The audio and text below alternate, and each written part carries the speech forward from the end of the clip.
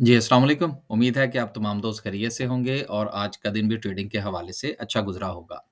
आज मार्केट ने again 14 points डाले हैं, निकालने कहने लगा था।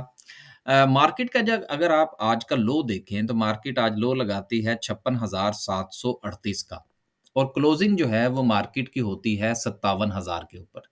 अब यहाँ पर 2 चीज़ें हैं। नंबर 1 कि मार्केट जो है वो बार-बार 57,000 और इससे कुछ पॉइंट्स ऊपर उसको रेज़िस्ट कर रही है और टच करने के बाद वापस आ रही है। जैसे ही मार्केट उस लेवल पर पहुँचती है, उसके करीब पहुँचती है, तो हमें प्रॉफ़िट टेकिंग देखने को मिलती है। लेकिन दूसरी तरफ आप ये भी देखिए कि जैसे ही मार्केट को 300 से 500, 500 तो ख़ैर अभी नहीं हुई, लेकिन चलें हम समझने के लिए कि जैसे ही मार्केट को 300, 400, 350, 200, 250 पॉइंट्स नीचे जाती है, तो वहाँ पर जो इन्वेस्टर है, जो ट्रेडर है, वो उसको एज़ ए अपॉर्च्युनिटी ले रहा है। अब ये चीज़ एक समझने वाली है।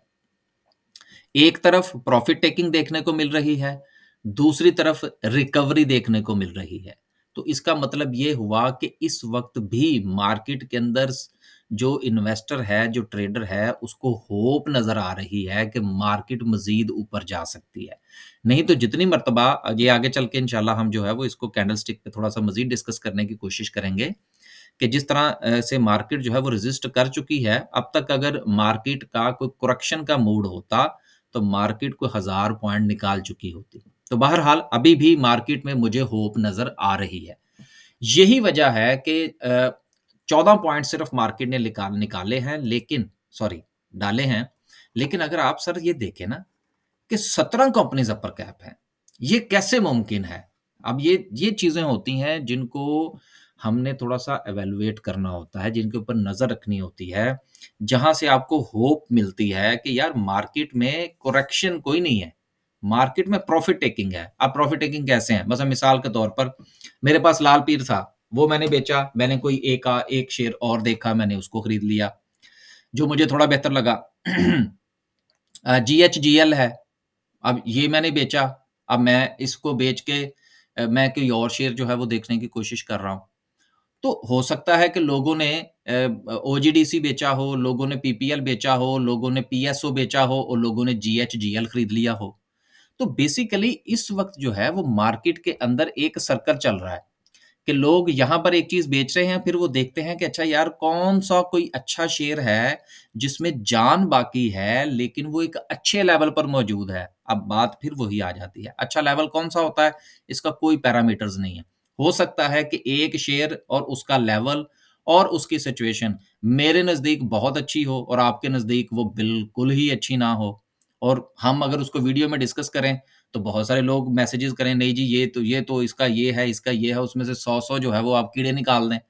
तो ये बिल्कुल ये अपना-अपना एक स्टैंडर्ड है और यही इस मार्केट की खूबसूरती है कि एक बंदा एक शेयर को या मार्केट के अंदर इंडेक्स पर एक बंदा जो है वो 28,000 का लेवल होता है स्टॉक मार्केट का।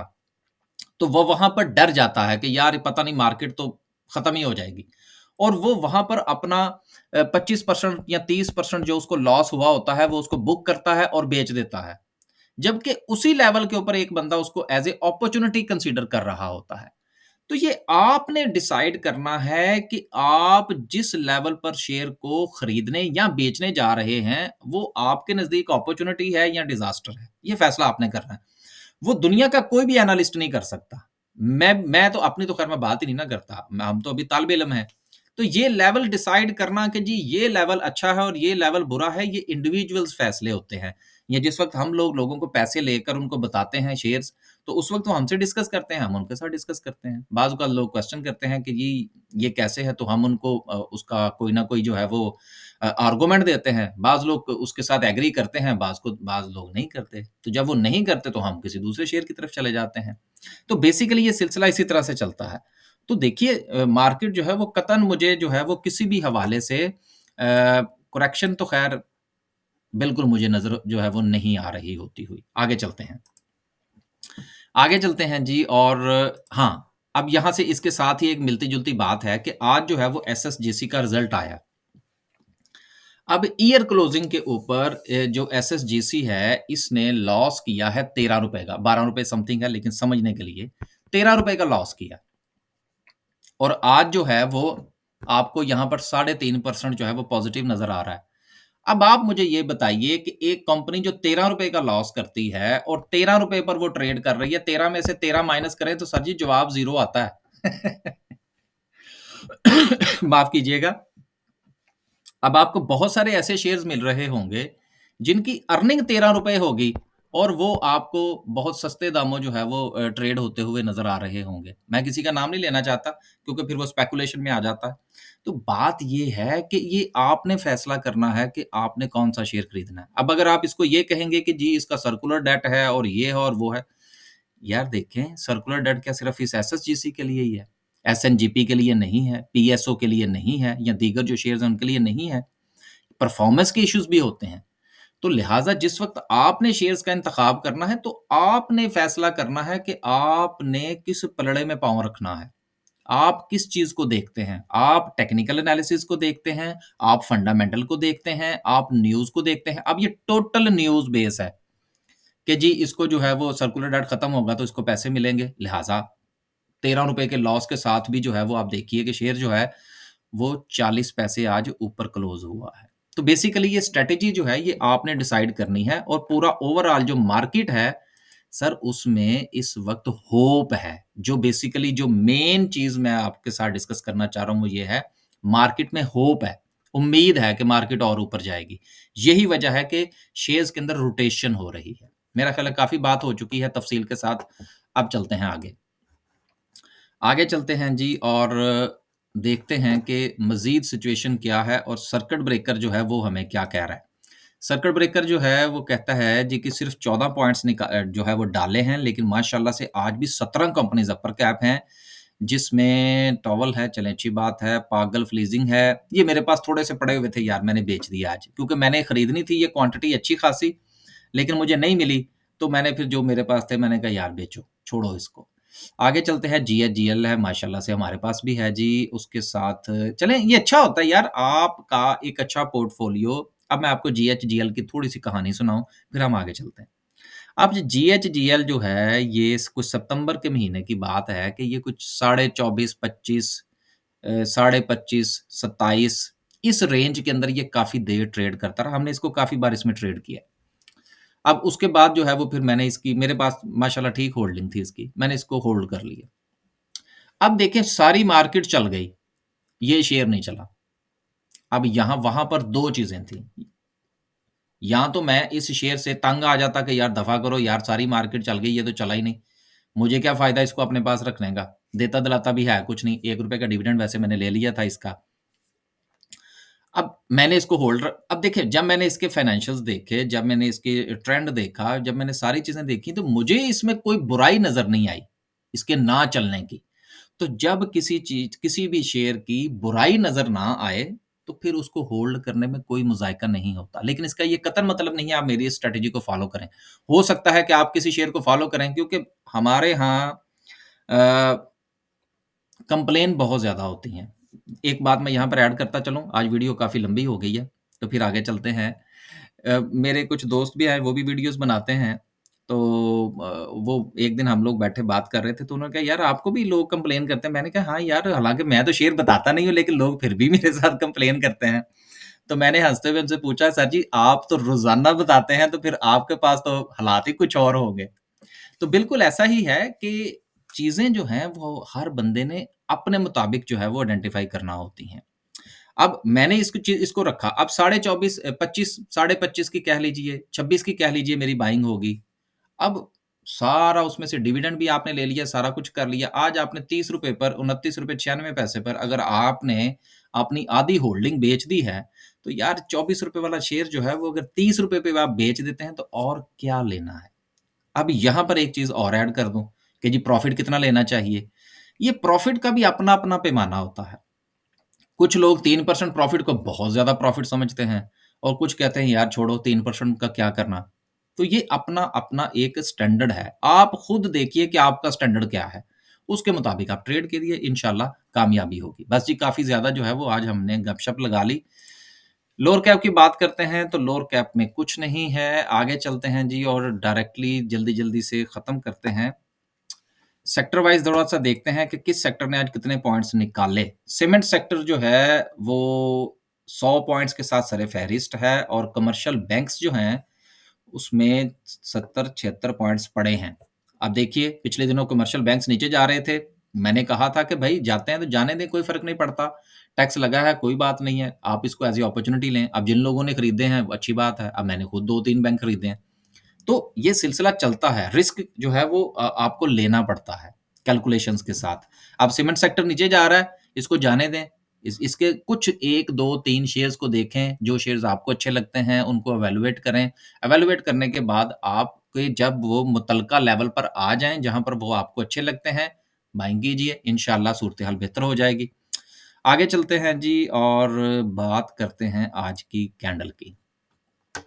कैंडल बिल्कुल बुरी नहीं है, लेकिन एक अहम चीज़ ये है कि मार्केट का जो अपना टॉप था, उससे जो आज की कैंडल है, वो काफ़ी नीचे क्लोज़ हुई है। लेकिन अभी जो मार्केट के वीडियो के शुरू में मैं बात कर रहा था कि मार्केट में होप बहुत ज़्यादा है। अगर आप गुज़िश्ता बनने वाली 4-5 कैंडल्स का जायज़ा लें, ये इस कैंडल का आप जायज़ा लें सबसे पहले, पहले नंबर पर, आपको एक अच्छी खासी होप इसमें नज़र आ रही है। मार्केट नीचे जाती है, देन मार्केट में एक अच्छी रिकवरी आपको देखने को मिलती है। दूसरे दिन भी सेम यही सिचुएशन होती है। तीसरे दिन भी आप ये देखिए कि सेम सिचुएशन होती है। चौथे दिन भी गो के मार्केट रेजिस्टेंस ले रही है। आज 5वाँ सेशन है लगातार कि मार्केट जो है वो नीचे जाती है, लेकिन मार्केट में एक अच्छी खासी बाइंग जो है वो मौजूद है। वो वापिस आती है, जो लोग प्रॉफ़िट टेकिंग करते हैं, वो री-बाय करते हैं। तो री-बाय कर रहे हैं, इसका मतलब ये है कि लोग जो हैं, वो अपने पैसे को सर्कुलेट कर रहे हैं। आप भी सर्कुलेट कीजिए और आखिर में मेरा आज प्रोग्राम था कि थोड़ा टेक्निकल्स जो हैं, वो भी आज डिस्कस करेंगे, लेकिन वीडियो बहुत लंबी हो गई। फिर मुफ्तखोरे लोग जो हैं, वो बहुत सारे जो है ना, वो कंप्लेन करते हैं, जी, वीडियो लंबी थी जी।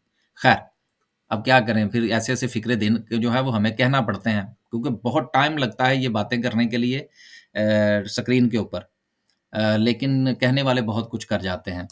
तो बात ये है कि जो मैं करना कहना चाह रहा था कि मार्केट के अंदर होप मौजूद है और लोग अपना पैसा सर्कुलेट कर रहे हैं।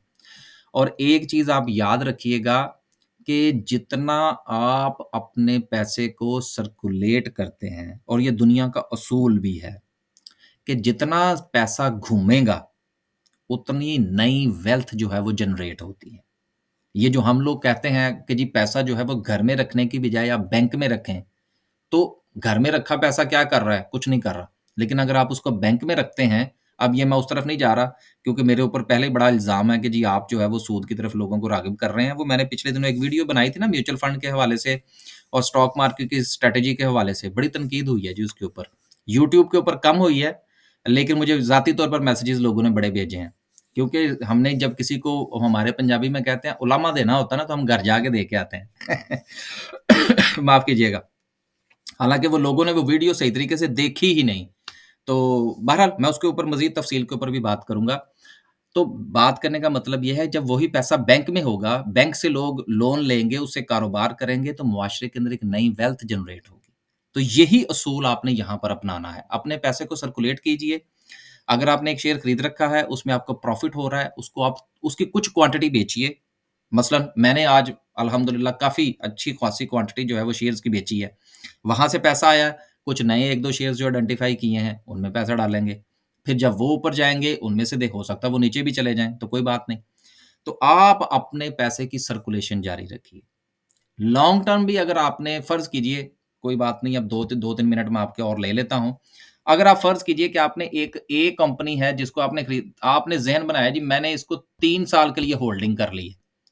यार फिर भी मेरे कहने पर अगर उस कंपनी में आपको 8, 10, 12, 15 जो भी प्रॉफ़िट हो रहा है ना, अगर आपके पास 100 शेयर है ना, तो मेरे कहने के ऊपर ना उसके 5 से 10 शेयर्स आप ज़रूर बेचें प्रॉफ़िट्स के ऊपर। फिर अगर वही प्रॉफ़िट आपका 10 से बढ़कर अगर फ़र्ज़ करें 15% हो जाता है, तो मेरे कहने पर 5 या 10 शेयर्स और बेच दीजिएगा। बाकी होल्डिंग रखें आप। और फिर क्या, अगर आपका वही शेयर जब वापस आए, तो आप वही शेयर दोबारा बायबैक कर लीजिएगा यार, क्या मज़ायका है। 100 शेयर आपके फिर पूरे हो जाएँगे और ये जो अगर फ़र्ज़ कीजिए कि आपने ₹45 पर वो शेयर बेच के और 5 शेयर बेचे फ़र्ज़ कीजिए और वो 5 शेयर जो हैं वो आपने ₹39 पर बायबैक कर लिए, तो यार ये जो ₹6 हैं ये सीधा-सीधा सा आपको प्रॉफ़िट हो जाएगा और आपकी क्वांटिटी भी पूरी रहेगी अगर आपको लॉन्ग टर्म का शौक है तो। कुछ ना कुछ ज़रूर निकाल लिया करें जो आपके हिस्से में आ रहा हो। जो प्रॉफ़िट आपको मिल रहा हो, वो आप ज़रूर लिया करें। मैं सिर्फ़ एक आखिर में एक छोटी-सी बात ये अल्लाह ताला जो है वो गलती से माफ़ फ़रमाए शायद हज़रत अबू ज़र गफ़ारी थे शायद या एक और सहाबा थे। नाम का मुझे थोड़ी-सी कन्फ्यूज़न हो रही है लेकिन चूँकि बात अभी ज़हन में आई है, तो उनसे जब ये पूछा गया कि आपका कारोबार में जो आपकी जो दिन दुगनी रात चौगुनी तरक्की है या आप बहुत मुनाफ़ा कमाते हैं, तो इसकी क्या वजह है? तो उन्होंने फ़रमाया कि मुझे जिस वक़्त प्रॉफ़िट मिलता है तो मैं बहुत ज़्यादा प्रॉफ़िट का इंतज़ार नहीं करता। यानी कि जहाँ पर वो मुनासिब समझते हैं कि यार ये ठीक प्रॉफ़िट है, वहाँ पर वो माल को बेच देते हैं। और यही असूल हैं, यही वो बातें हैं जिन्हें हमें सीखने की ज़रूरत है। आज वीडियो बहुत लंबी हो गई, माज़रत कबूल करें। अल्लाह हाफ़िज़।